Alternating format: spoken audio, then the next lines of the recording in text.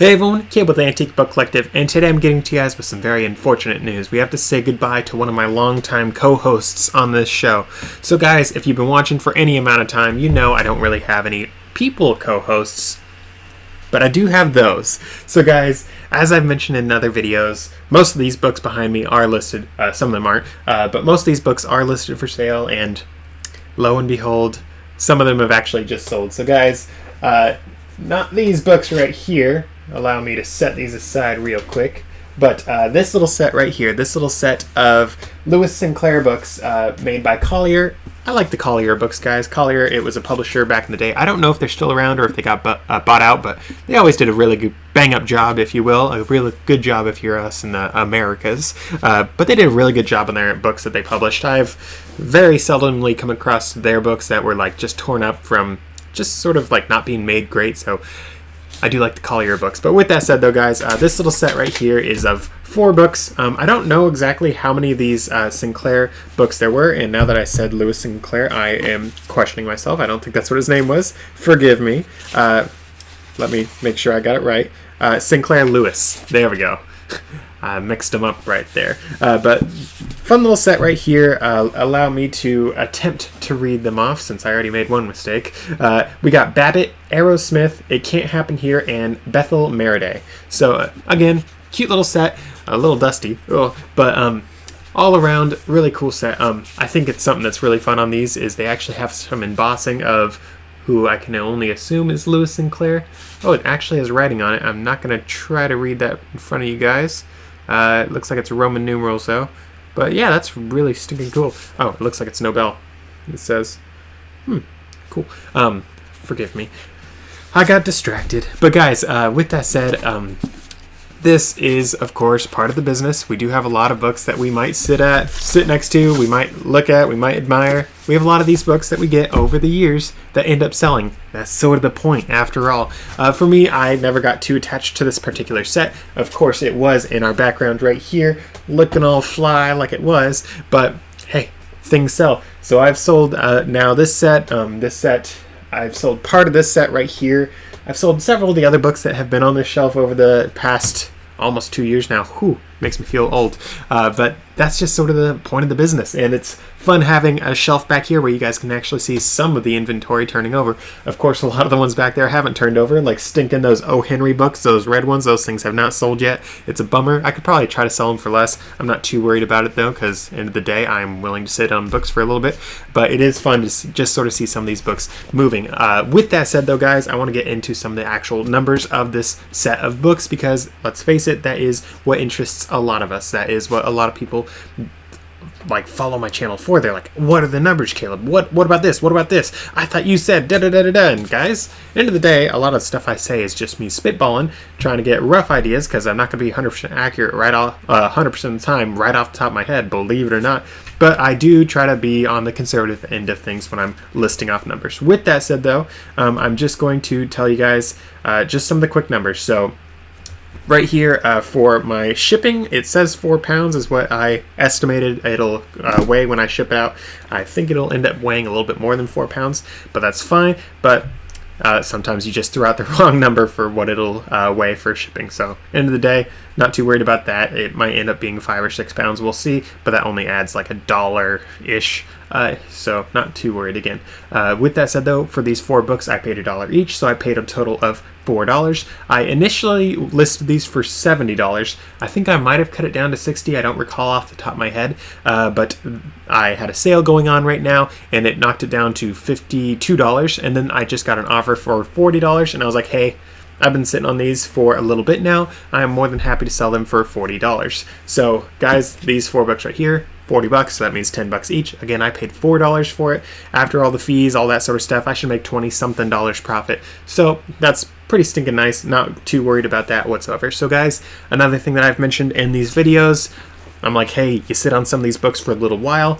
Remember how I said my average was a year and a half is roughly how long it takes for a book to sell? Well, let's look at these books right here. I've had them for about a year and a half. So guys, right here, as I've mentioned, I keep these things on a sticky note to make sure that I can keep track of what each item costs, all that sort of stuff. I keep track of what I paid for them, what I list them for. Sometimes I add some other stuff. I keep track of like a shorthand version of what the title is. I'm not going to write the entire stinking title, just what I really need to do. Usually that's going to be the title and then like set of X many, or I will have the year and then the title, or just a few things that are just nice things that'll show me right off the bat what these things are and sort of what I listed them as, what I need to look for when I'm listing these things. But these books, guys, if you guys look at the bottom of my sticky right there, says that I listed this in 3/3/22. So that means that I sold these after just over a year and a half. And remember, I said that my average time that a lot of these things sell is a year and a half, so it's funny that this is just over that average. And again, there are ones that take a whole lot longer to sell. A year and let's just say 9 months, because guys, I'm recording this on the 29th of November. It's basically December now. So let's just say a year and 9 months. That's actually on the lower end of how long you can sit on some particular books. Those O. Henry books, I do still remember where I bought them from, but that was definitely more than 2 years ago. I don't think I even started writing the time that I listed the books back when I got that particular set, but I got that particular set at a huge, honestly, it was a really cool estate sale in this like mansion of a house. It was funny though, guys. Sometimes you go to a mansion, you walk in, you're like, wow, this thing isn't. It's beautiful. Like, not only is everything like really fancy, really elegant, but like everything's laid out perfectly. Other times you go into a mansion and you're just like, so the kitchen's on that side of the house and the dining room's over there. Okay, let's just say they have servants. Okay, what about bedrooms? There. Okay, this doesn't make any sense. And this particular mansion I went to was like, oh, that's a little all over the board. Oh, okay, that's confusing. And it's funny, for this particular set, they had all the books on like one side of the house in like the library-ish sort of area, and then they had a few books scattered around and a few other shelves, and then that particular set actually was in the guy's office, his home office, which was just on the inside to the right of the front door, which actually sort of makes sense. Luckily, it was one of the few things that made sense, but that particular set is funny. They didn't put a price on it, and I go out and they're like, oh, we'll ask this much. I'm like, okay, whatever. I know I'll be able to sell for X much or potentially that much, so that was sort of the fun thing with that. But end of the day, it is neat seeing some of these particular books selling. Of course, now I have to replace this. A beautiful set right here with another beautiful set. Honestly, I've been eyeing a few that I've been wanting to put back there to show off to you guys, but hey, we'll see what ends up getting put back there. But with that said and done though, guys, thank you for watching. Thanks for enjoying my fun little video of me just lecturing you about these particular books and bragging about making so much money on these puny things. Of course, I'm not getting rich off of books like this, but I do try to list sometimes the things that aren't going to make me $1,005,000. Of course, I'm not complaining about making $20-some profit. That is perfectly, I'm perfectly happy with that. That's a win any day of the week. But of course, you guys know that my average sales price for things is closer to about $70 per sale, as I've mentioned before. I don't always get that. Of course, I have a lot of things that are lower. I have a lot of things that are higher all over the board. The average when I'm doing this business like I like to do it is 70. With all that said though, guys, I'm setting these aside. Now it's time for some real talk. Some real talk. Guys, I know it sounded like I was going to end this video, but I'm not yet. I want to address something really important. So, as I've mentioned in all my economic update videos, it's like, hey, we might be getting into a pretty deep recession coming up. It is going to hurt a lot of people, all that sort of stuff. Personally, for me, I would put the risk of recession at like 507%, give or take. Like, I would say it's basically guaranteed. Of course, nothing's guaranteed in life, so let's be a little more realistic. I would put it at like 95% chance and then a 5% chance we don't. Ergo, all of what I'm doing personally is preparing for the, I would say, the inevitable recession that we're going into. There are people that are saying it's going to be a light one, people saying it's going to be a really bad one, just normal bad one. There's some people that are actually calling it the Greater Depression. So you guys remember the Great Depression. Obviously, you don't actually remember it. Not many of us were alive back then, but there are a lot of people that are calling it the Greater Depression, and they're saying that it's going to be worse than the Great Depression. Ergo, a lot of people are thinking, hey, it's time to prepare for that. But that's not what this video is about. It's not an economic update video, but it is giving me a chance to mention my sales for a lot of my high-end books are actually down quite substantially. I've reached out to a couple other sellers that are selling like higher-end books, and they too are seeing a lot of their higher-end books not selling as much as they used to. Because of that, my average sales price, remember I said I don't always get that, my average sales price, guys, is actually dropping below the $70 point because, again, I'm not selling those high-end books. I'm selling a lot of books like that set right there that I'm asking $70 and it ends up going for $40. I've had quite a few people offering less than half for some of the sets of books that I'm doing. And that's just something you see when people start tightening their belts for the recession. They are like, okay, I can't spend that much for this particular set. Would you accept this? Would you accept that? All that sort of stuff.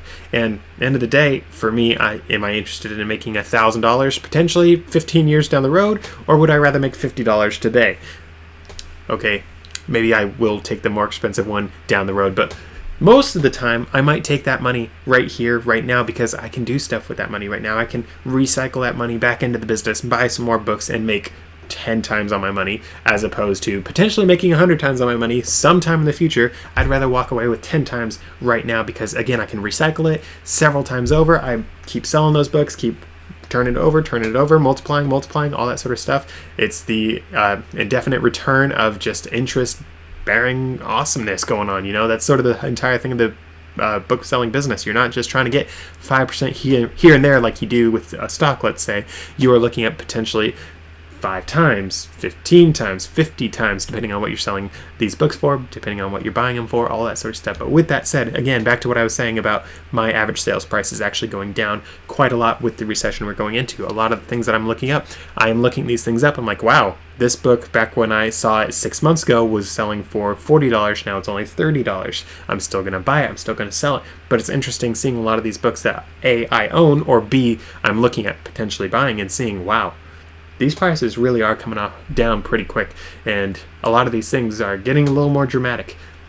Of course, I'm sure a lot of you guys aren't coming across the same sort of stuff that I am, and I'm sure you guys are going to make yourselves heard in the comments. A lot of complainers always like to make sure their voices are heard, but I don't really give a rip. That's what I'm seeing. My channel is just me sharing what I've seen, what I've learned, what I'm learning, even stuff that I know that will end up being proven wrong at some point. I think it's right now, and I get proven wrong in the long run. Lots of things happen like that.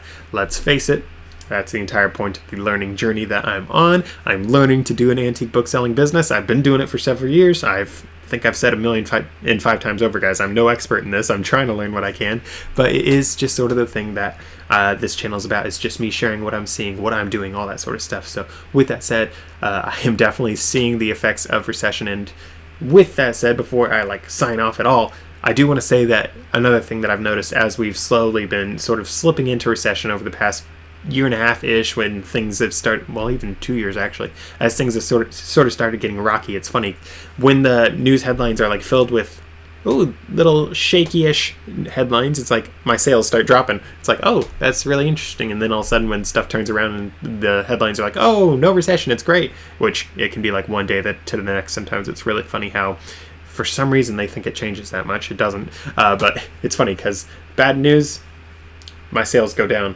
Great news, my sales go up. That sort of stuff. It's sort of interesting to see because it's like, oh, people really are as fickle as I think they are sometimes. Of course, I'm perfectly fine with that, and I'm still getting sales regardless of what happens, but it is definitely interesting to see the amount of high-end things going down as the recession comes in, which is something I expected, which is something I've mentioned it in other videos, guys, about how I bought those popular author hardcover books over there, how I did the mass markets, all that sort of stuff, to sort of diversify into those lower end things that I can keep on selling in recessions. Of course, I'm continuing that diversity sort of as best I can. I'm sort of trying to get it out of those popular hardcover books because they just have not sold as much as I thought they would.